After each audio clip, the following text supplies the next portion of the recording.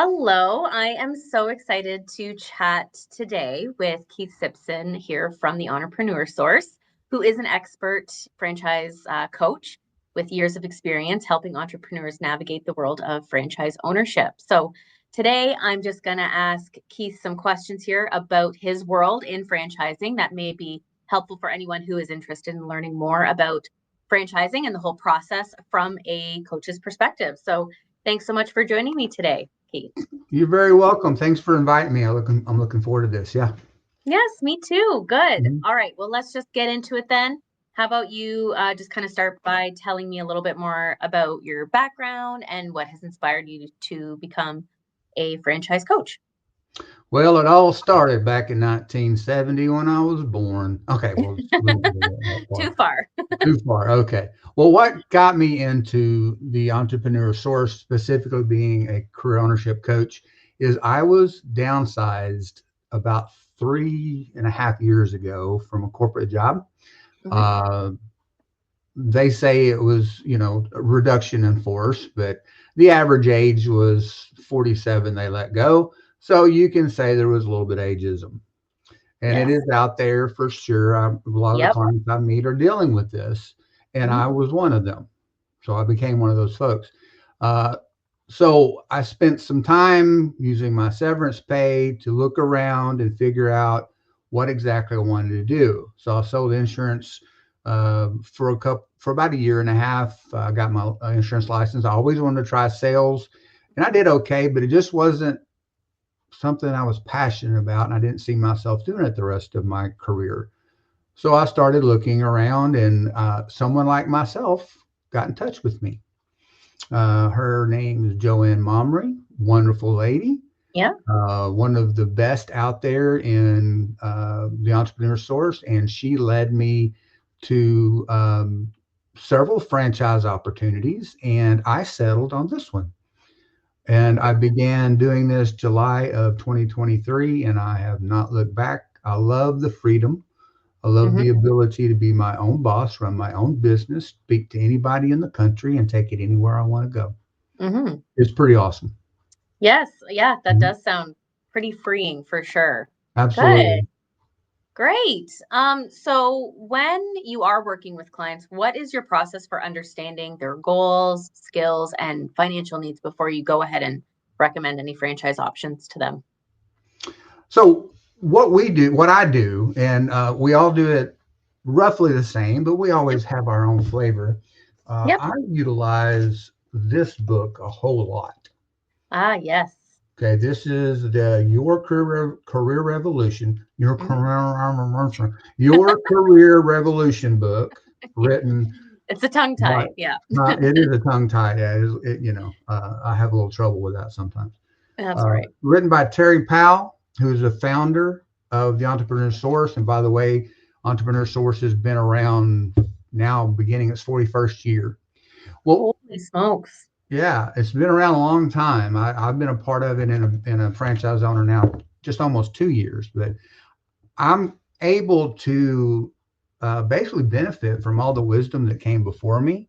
Hmm. And with Terry's wisdom, we talk about what is really the most important thing in our clients. When we speak to our clients, one of the things we want them to help understand is what are their true goals, needs, and expectations. Hmm. And then beyond that is what we call their ILWE goals, which Hmm. stands for income, lifestyle, wealth, and equity. So within this book, in chapter 2 specifically, those things are spelled out so a person can understand, they can read it, and then for themselves discern, well, what does that really truly mean for me? Mm. And part of that, so I'll either provide it to let them read it, or there's a podcast they can listen to, or it's on Audible. Okay. Yep. So, however you like to, I guess, ingest and then digest or whatever material, Yep. we provide that opportunity. And then we coach them through that. And we ask them, specific questions. I ask, how do you see yourself, or where do you see yourself a year from now? Hmm. And we talk about those sort of things. And then how does what does that look like for you? And then when we were talking specifically about income, lifestyle, wealth, and equity, I like to ask, what's the most important of those four? Is it Yep. income? Is it lifestyle? Is it wealth? Is it equity? And for example, for me, it was lifestyle. Yep. I didn't want to be tethered to a certain location. No. I wanted the ability to go anywhere in the country. Mm-hmm. And because I've got family, and I've got a daughter and a son-in-law, and my little tater tot who is up in Mountain Home, Idaho. He is in the Air Force, and Okay.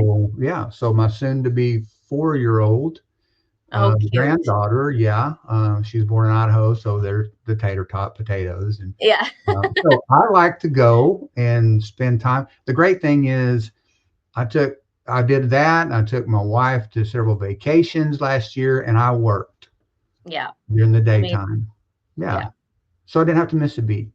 No. Um, Amazing. so those are the things that we help our clients realize for themselves. And then Yep. once they've realized that, we spend time creating a vision statement for them. And that may be a question you were going to ask, but it led right into it. Yeah. There you go. Okay. So we create a vision statement Yep. that is centered more around where do you see yourself? Yep. And then what does that look like? And you want to we create it in a way as if it's already happened, proactive language, so that it becomes a mindset. Right. So when Yeah. you say I'm accomplishing these things, Mm-hmm. and you're naming it, it really has more power than when you say, well, someday I'll do that. Well, I always ask, Right. what is someday? When is someday? What day is that? Yeah. Yeah. Exactly. So those are some of the things we do Neat. to help bring our clients around. Yeah. Oh, I love that. Yeah. Honestly, there's so much power in like words and then how you kind of use them. Mhm. It's all like frame of mind. So, You know, um, here's now another how do you? powerful Oh, sorry. thing. We have them printed out, Yeah. their vision. So this is my vision statement. Okay. Now, that's pretty lengthy. Yours don't have to be as long, but I spelled out a lot of things. Yeah. And You're what I do is I specific. read it every morning. It's the first thing I do. Yeah. That's amazing. I love that. I Mhm, know that should be like kind of like a daily or regular practice doing mhm. something like that. That's Yeah. awesome. So, so kind of when it comes to, I guess, the other side of things, like how do you evaluate and vet franchises before you recommend them to a client? Like what criteria is most important to you? Well, it's really it really comes down to the individual. Hmm. We utilize what we call our three coaching tools. We have what's called the DISC assessment, and for those Yep. of you who don't know what that is, it's a behavioral based communication assessment that also helps measure what your internal motivators are. Hmm. And oftentimes, I get more out of the internal motivators than I do actually what the DISC is about. Because Hmm. DISC is what's external. I can pretty much meet somebody. And by the way, I've been certified in DISCs. In a prior world, I was leadership training development for Oh, two wow. Fortune 100 companies for over 22 Oh, years. cool. I've done that, and I've taught DISC to many classes, and is a larger group as 250 people. So I've Oh, wow. So done those you know it. You things. know a little bit about it. I know just a little bit. I certified Yeah. in 2009, master certified in 2013 to train other people on DISC. Yeah. So I'm pretty well versed with it. So within a certain amount of time, just interacting with people, I have a pretty good idea of what their external DISC is, Yeah. because those are behaviors you can see. What is not normally seen is their motivators, Hmm. what drives people. And I actually gain more out of that, because that helps me get a sense of the type of possibilities that we have. And we have over 285 different franchise opportunities out there Yeah. within 29, almost 29 different industries. Yeah. Because it's It's a not lot. all McDonald's and No. Chick-fil-A and No. Subway. There's so many different options out there, and they don't have to cost an arm and a leg. So I utilize that disc. We use what's called the YouTube 2.0 to help build the vision statement. And then what's another one called Tell Us More About You. So we get a little bit more granular. Yep. So through all of that information, I'll go out and look and say, okay, now I always like to try to pull a variety of things, something that might be in their wheelhouse, something that might not be in their wheelhouse to give Hmm. them perspective, and then maybe a random type of thing so they can really kind of think outside the box.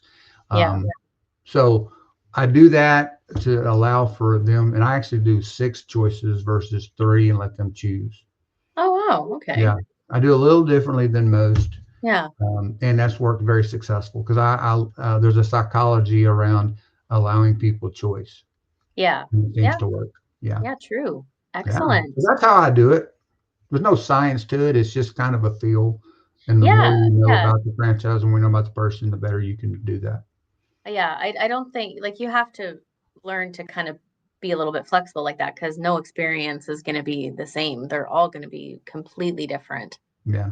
So, so how about an example maybe of a challenging client placement? Like, how did you work through something like that to find them a good franchise fit? Well, it's interesting. Since I've been doing this, I have placed 7 people, and that's in less than 2 short years, which is pretty good. Amazing. It's That's not really bad. good. Yeah. Yeah. Yeah, it's not Decent. bad. Yeah, Yeah. and I'm a driver. I'm a D personality, so I want Yeah. more results. Yeah. But at the same time, I'm really happy that I've helped those people. There Of was course. one person in particular that was just a little more challenging than the rest, Mm-hmm. and it really just had to be patient with that individual. Mm-hmm. We wound up the 3 that he chose. He wound up not connecting with. So wound up having to provide 3 more options, and through that he was able to find something. So I often tell people, look, let's go back to your vision. Let's go back to why you're doing this. Yep. And then I'll remind them we have what's called the 95% rule.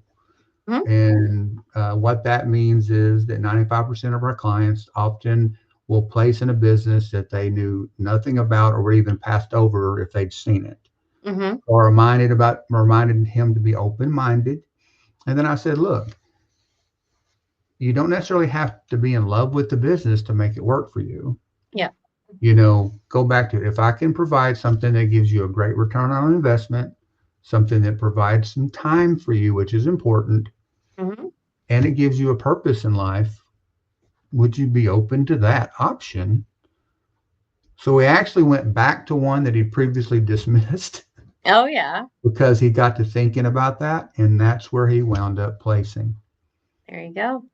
It's Yeah. all yeah. It's all you got to think about it from all angles, right? But Mhm. not everyone knows how to go about that. So it takes someone like you to ask the right questions and help open their minds. So It really was going back to that vision yeah.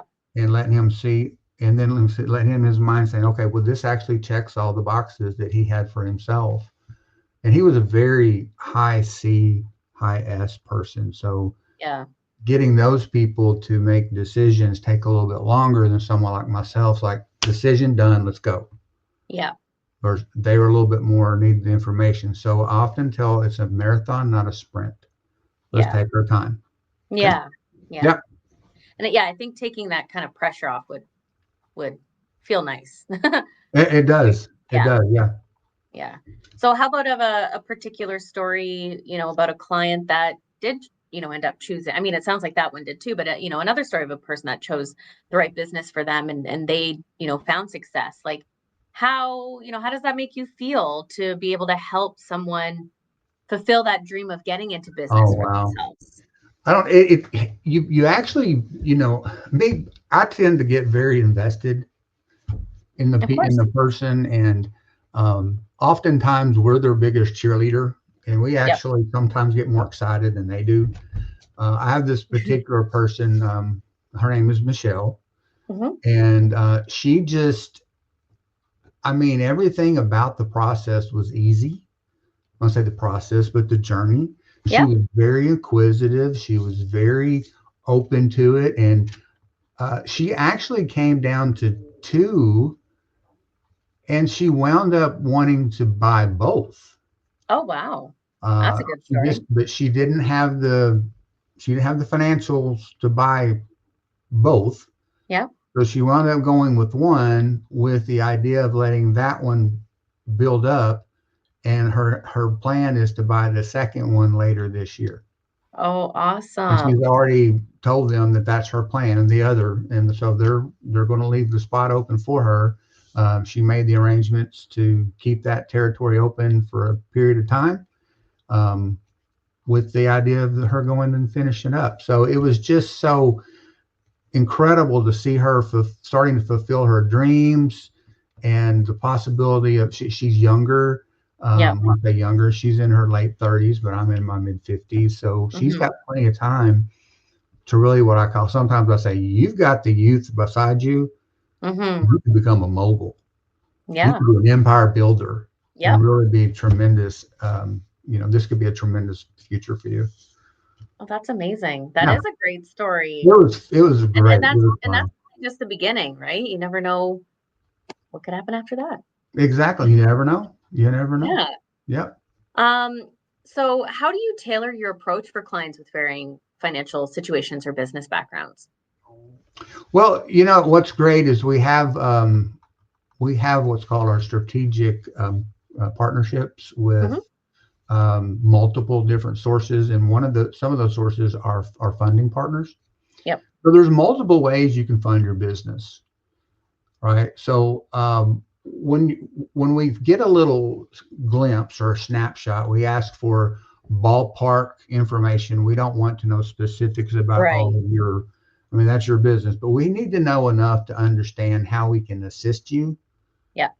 And also, it helps us kind of like, I always often compare what we do to real estate agents. Yeah. We kind of got to know what you can afford Yep. so that we can find a business that would cater to your vision statement, plus also financially work for you. Yep. So one of the questions always, so if and when you were to place, how would you want to finance this? And oftentimes they don't understand or they don't know. So we'll look at what they have, and we can offer multiple ways. I mean, you can use what's called the rollover for business startup. It's called the Hmm. ROBS program. Yep. Um, it's a way that you can leverage your 401k or your IRA to purchase a business without early withdrawal or any taxes. That's how I funded mine. Oh, okay. The government program that did, and leave it to our government to call it ROBS, right? Yep. Yeah. And then there's, if you have great equity in your house, you can always use a HELOC, home Okay. equity line of credit. And Yep. then there's SBA loans. There's also unsecured loans, and there's options there. And then other people can find their own financing if they choose to, or they Yeah. can find angel investors. And we even have, for those that may have poor credit, we have a resource that can help rebuild your credit. Oh, wow. I have a client that his dream is to own, but his credit wasn't the greatest. Yeah. Um, and now I introduced him to that group, and they have helped him, and he's coming back to me next month Oh, that's awesome. after 10 months. Wow. And Yeah. that's great that he like kept actually kept moving forward with it. Yeah, absolutely. And he's staying with it. We check base once a month, how's things going and that sort of thing. So I have those type of clients. Yeah. It's a Yeah. marathon. It's not a sprint. Yes. Yeah, exactly. Yeah, Yeah. throwing that in there, just a reminder every once in a while. Yeah. Yeah. There's no time frame. It's whenever it works for you. Yeah. Yeah, Mhm. for sure. Now, how about misconceptions? Like, what is the most common misconceptions that clients have about franchising? And then how do you address that? Well, I kind of already mentioned that. Most think, when I ask them, I say, what comes to your mind when you think franchising? And Yeah. what do you think the number one answer is? Food, right? The Food. Food, McDonald's McDonald's. That's the way. number Yep. one franchise I would say. They either say McDonald's, number two tends to be Chick-fil-A. Yep. I get Taco Bell. Sometimes I get, something else. Yeah. Occasionally I get somebody that completely understands it, but Hmm. not very often. Not very No. often. Yeah. So when they say that, I'll say, well, did you realize that we can offer 285 different kinds of franchises Hmm. in over 29 different industries, some that Hmm. you may have never thought about. Yeah. And I said, for example, what's some kind of hobby, or do you have a pet? Oh, yeah, I got my dog Bruno over here. Yeah. Did you realize there's pet services that you Yeah. can own a pet service? Did you know that you could take care of people through senior care? Hmm. You could be a consultant. You could do home improvement. There's all kinds of things you can do. And my guess is we can find something that can work for you at a budget that would work for you as well. Yep. Mhm. Yep. And then that might be another one too, right? People think you need a Oh yeah, jillion dollars that's a big and you don't. misconception. They think you got to have like millions of dollars, and I'm Yeah. like, no, no. And I can share, I can share with you my story.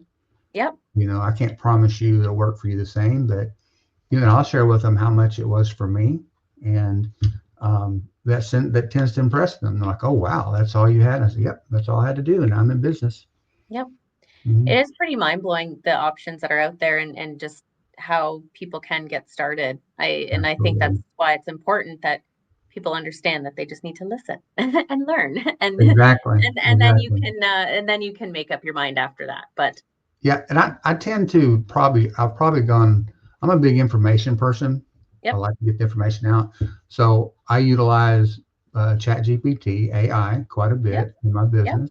So I've gone out and created multiple like documents, like I've created something that if a person don't understand franchising, it's just a simple, here's the basics of franchising, hmm, and this is what it does, and this is how it works, and I just send that to them, and I multiple things. Or if a person has a major question, I'll just go find it on ChatGPT, create a yep, little, and send it to them. So you utilize your resources. absolutely. Mhm. I agree with that. Yeah, there's lots out there, so Yep. take advantage of it. Yeah. Well, Keith, I very much appreciate you joining me today and sharing your insights. I know that this will be very valuable information for Mhm. someone who is interested in learning more about franchising and business ownership. So, um, yeah, no, I appreciate you sharing kind of what it's like to be a franchise coach from your, point of view and Mhm. kind of how you operate. So, thanks so much for your time today. You're very welcome. All right, we'll chat again soon. Bye. Hello, we have Keith Simpson here from the Entrepreneur Source. How are you doing today, Keith? I'm doing great. How are you doing, Lindsay? I'm doing great, thank you. So I just wanted to ask you, what has your experience been like working with Schoolie Mitchell, and what is it about Schoolie Mitchell that makes it attractive to some of your clients? Well, I tell you what I like about Scully Mitchell is a lot of my clients are looking for something that allows them flexibility. Hmm. And Schoolie Mitchell is one of those that does. It can be done virtually. Yep. Um, you also you can go out and do things locally in a territory as well, Hmm. from what I understand. And but the biggest thing is the people that I worked with Schoolie, they go above and beyond. It's not just me working with, I think, the typical franchisor. Hmm. What I have found is the Schoolie Mitchell group has provided like resources that I can utilize to make my business better. Like they've given me like several documents that I've actually used, um, where you're like comparing working for corporate versus being a business owner. Yeah. And there's been a few other type of things that has been provided. They do, and also I didn't not realize this, but they also are very active with climate, I believe, or environment. Yep. Um, I have a client that is going through the Schoolie Mitchell discovery right Yeah. now, and I found out that um, because I put them through there, I got like my name on something, A tree. a Yeah. We planted a tree tree in that your was name. Yeah. planted, yeah, and my client got one too, Yep.